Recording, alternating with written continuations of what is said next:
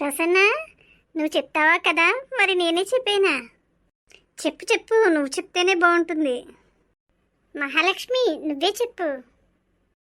సరే అయితే వినండి.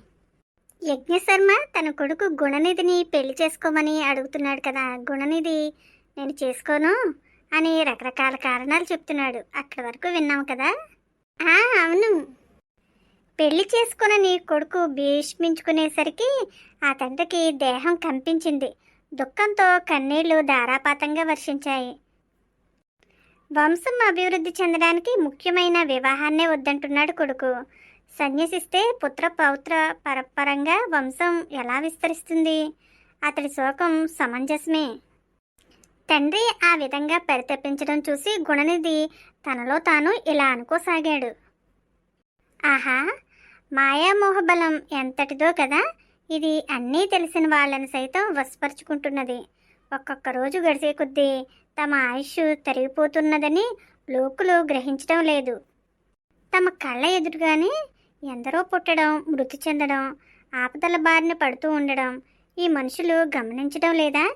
ఇవన్నీ చూస్తూ కూడా భయపడడం లేదేం? దీనికి కారణం బహుశా అందరూ ఒకే రీతిగా ఆలోచించడమే అయ్యుంటుంది. మోహం అనే మద్యాన్ని ప్రతివారు తాగుతున్నారే. తాగడమే కాక లోకానికి వెర్రి ఎత్తిందని అనుకుంటున్నారు. మాయాబలం అంటే ఇదే. దీన్ని అతిక్రమించడం కష్టం. ఇలా అనుకుంటూనే జనక, ఇక ఆ విషయమై నన్ను నిర్బంధించకండి, వదిలిపెట్టేయండి. నేను వెళ్తాను. ఇంకా సంధ్యావందనం, ఆ తర్వాత శాస్త్రపఠనం చాలా చేయాల్సి ఉంది అంటూ అక్కడి నుంచి కదిలాడు. యజ్ఞశర్మకు బాగా దిగులు ఆవహించింది. కొడుకు ఇలా తయారయ్యాడేంటి? ఇంత మనస్సన్యాసిత్వం ఎక్కడి నుంచి వచ్చింది? ఇది ఈ వయసులో రాదగినది కూడా కాదే అనుకుని ఆ మాటనే అవకాశంగా ఉన్నప్పుడల్లా తాను చెప్తూ ఇతరుల చేత చెప్పిస్తూ ఉన్నాడు. అయినప్పటికీ అతడి మనసు మరల్చలేక కులాభివృద్ధికి యోగం లేదేమో అనే చింత అతన్ని పీడిస్తూ ఉంటే ఆ దిగులుతోనే యజ్ఞశర్మ కన్నుమూశాడు. పతివ్రత మహా ఇల్లాలు అయిన అతని భార్య భర్త లేని బతికిక వ్యర్థం, దుర్భరం అనుకుని సహగమనం చేసింది. అయ్యయ్యో, ఇద్దరు చనిపోయారా? యజ్ఞశర్మకు గుణనిధి వివాహం చేసుకోననడం అంత తీరని వ్యధ అయిపోయిందనమాట. చివరికి మనిషే చనిపోయాడు. సన్యాసి మనస్తత్వాన్ని చదువుతున్న రోజుల్లోనే అలవర్చుకుని తామరాకు మీద నీటి బొట్టు చందంగా ప్రవర్తిస్తున్న గుణనిధి తల్లిదండ్రుల మరణానికి కించిత్తైనా విచారించలేదు. పైగా బంధనాలు ఏ బెడద లేక వాటంతట అవే సడలాయి అని సంతోషించసాగాడు. అతడి అసాధారణ వైరాగ్యానికి లోకులు ఆశ్చర్యపోయారు. దైవ సమానులు ఈ లోకానికి రావడానికి జన్మనిచ్చి ఇన్నాళ్ళు పెంచి పోషించి విద్యాబుద్ధులు చెప్పించి ఇంతవాడిని చేసిన వారు ఆయన తల్లిదండ్రులు మరణం లోకులందరినీ సహజంగా కృంగదీస్తుంది. కానీ ఇతడు అందుకు విరుద్ధంగా ప్రవర్తిస్తున్నాడే. జననీ జనకుల మృతికి విచారమైనా ప్రకటించకపోగా పైగా ఆనందిస్తున్నాడే. ఇంతకంటే సన్నాసి ఇంకొకడు ఉండడు అని కూడా లోకులు అనుకోసాగారు. గుణనిధి గురువును అన్వేషించి సన్యాస దీక్ష స్వీకరించాలన్న పట్టుదలతో ఉన్నాడు. జ్ఞాన మార్గాన ముక్తి సోపానాలు అధిరోహింపచేయగల ఉత్తమ గురువు కోసం సాగుతోంది అతని అన్వేషణ. పొట్టకూటి కోసం సన్యాసి మార్గం అవలంబించే గురువేషధారులు కోకొల్లలుగా కనిపించారు. వారి వల్ల జ్ఞాన సాధనకు దారి దొరకటం మాట ఏమో గాని గంజాయి దమ్ము పేల్చడం వంటి వ్యసనాలు బారిన పడటం ఖాయమని తెలిసి అట్టివారికి దూరంగా జరగసాగాడు. అసలైన గురువుని వెతికి పట్టుకునే నిమిత్తం అతడు అలా తిరుగుతూ ఉండగా ఆ ఊరి దేవాలయానికి అపరశివుడా అనిపించే విధంగా కనిపిస్తూ సన్యాసి ఒకడు వచ్చి నివసింపసాగాడు. అతన్ని చాలా శ్రద్ధగా పరిశీలించాడు గుణనిధి. ఇతడు వేషధారి మాత్రమేనా? వ్యసనపరుడా? డాంబిక జీవుడా? పరమార్థిక చింతన కలవాడా? యోగమహిమ వల్ల ఆకలి దప్పికలకు అతీతంగా ఉండగలిగినవాడా? బోధించడానికి అన్ని అర్హతలు ఉన్నవాడా? ఇలా ఎన్నో అంశాలు పరీక్షించాడు. రుద్రాక్షలు భస్మం ధరించినవాడు, పులిచర్మం కట్టుకున్నవాడు, దైవత్వం తొణికిసలాడుతూ జటాధారి అయిన వాడు అయిన ఆ సిద్ధుడే తనకు సన్యాస దీక్ష ఇవ్వడానికి అన్ని విధాలా తగినవాడని నిర్ణయించుకున్నాడు. ఒకరోజు సాయంత్రం గుణనిధి దేవుని దర్శించడానికి ఆ దేవాలయంలోకి వెళ్ళి రెండో శంకరునిలా కనిపిస్తున్న ఆ సిద్ధుని చూసి నమస్కరించాడు. ఒక పక్కగా కూర్చొని అతడి త్రికణ శుద్ధిని పరికించాడు. అలా 10 రోజుల పాటు ఉదయం నుంచి సాయంత్రం వరకు తన దగ్గరకు వచ్చి కూర్చొని ఏదీ అడగకుండానే వెళ్ళిపోతున్న గుణనిధిని ఆ సిద్ధుడు పరికించాడు. తనను అంత దీక్షగా పరిశీలిస్తున్న ఆ యువకుని చూసి యతీంద్రునికి ముచ్చట కలిగింది. ఈ వయసులో అటువంటి నిర్మలమైన మనసు కలిగి ఉండడం అరుదైన సంగతి కనుక గుణనిధిలోని ఉన్న ఈ గుణము ఆ యతీంద్రుణ్ణి ఆకర్షించింది. ఓ రోజు, నాయనా బుద్ధిమంతుడు, ఎవరి పుత్రుడివి? నీ అభిలాష ఏమిటి? ఏదీ అడగవు, రోజు క్రమం తప్పకుండా వచ్చి వెళ్ళిపోతావు. ఇలా రావడం వల్ల ప్రయోజనం ఏమిటి?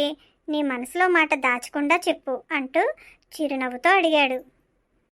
అప్పుడు ఆ గుణనిధి వినయంగా శిరస్సు వంచి, స్వామి, నేను యజ్ఞశర్మ అనే బ్రాహ్మణి కుమారుడిని. నా తల్లిదండ్రులు స్వర్గస్థులైనారు. ఇప్పుడు నా అన్నవాళ్ళెవరూ నాకు లేరు. నాకు ఏ కోరిక లేదు.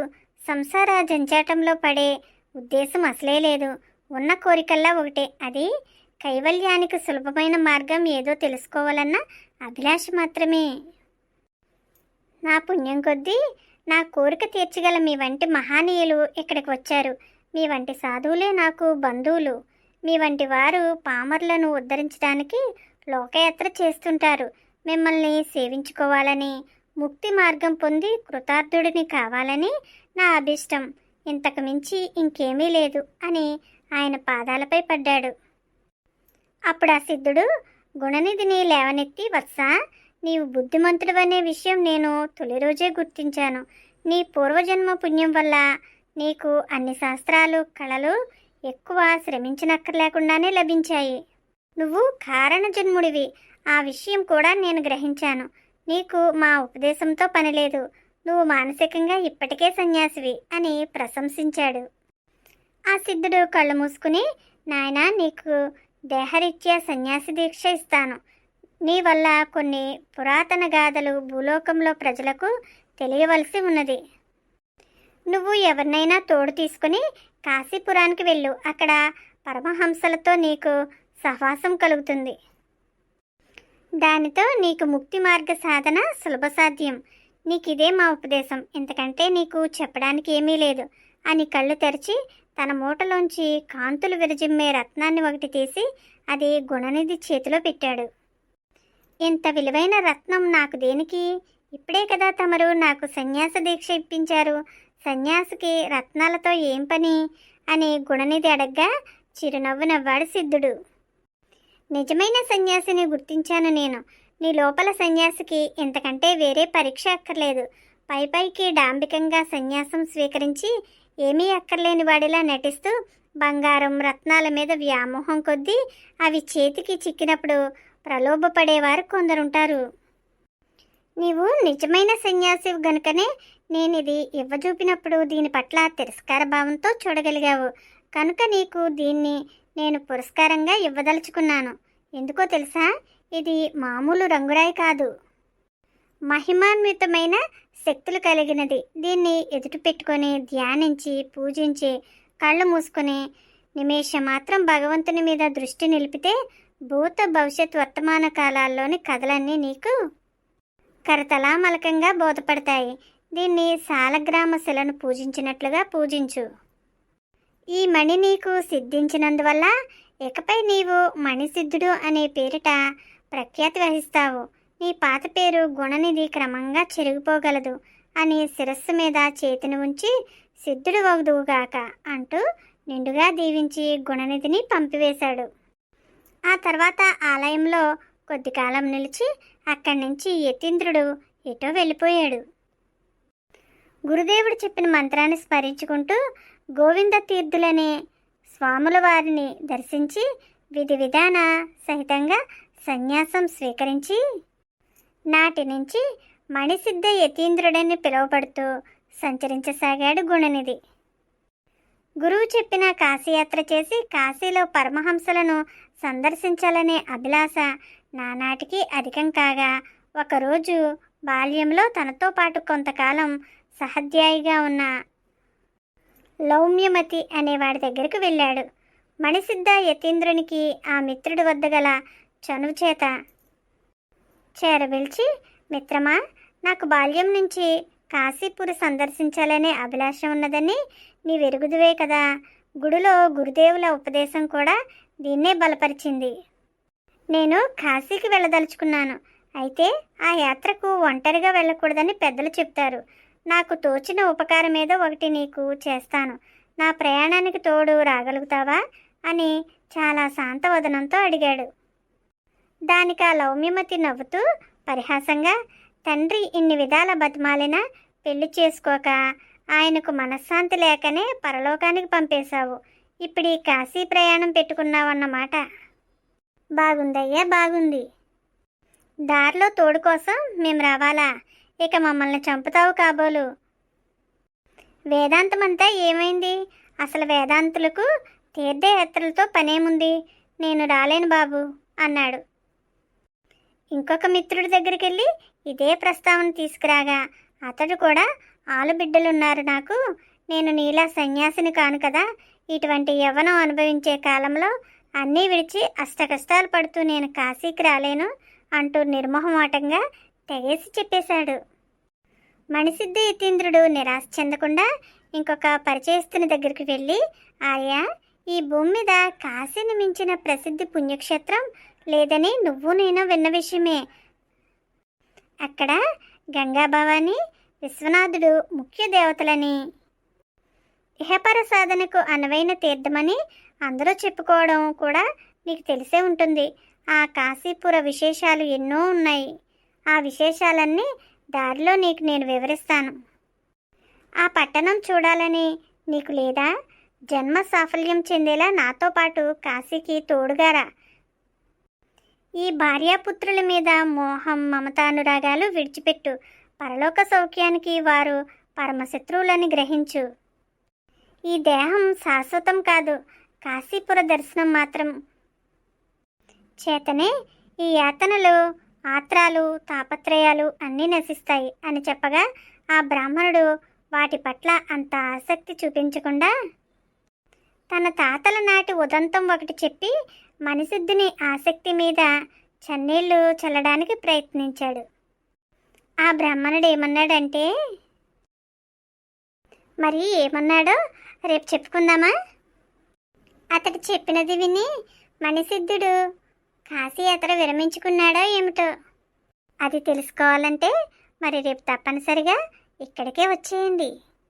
ఫ్రెండ్స్, కాశీ మజిలీ కథలు మీకు నచ్చాయా?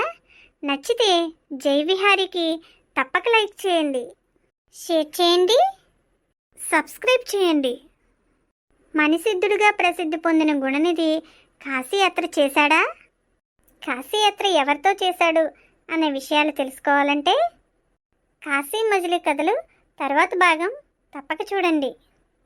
మరి ఇక సెలవు. జయ విహారీ.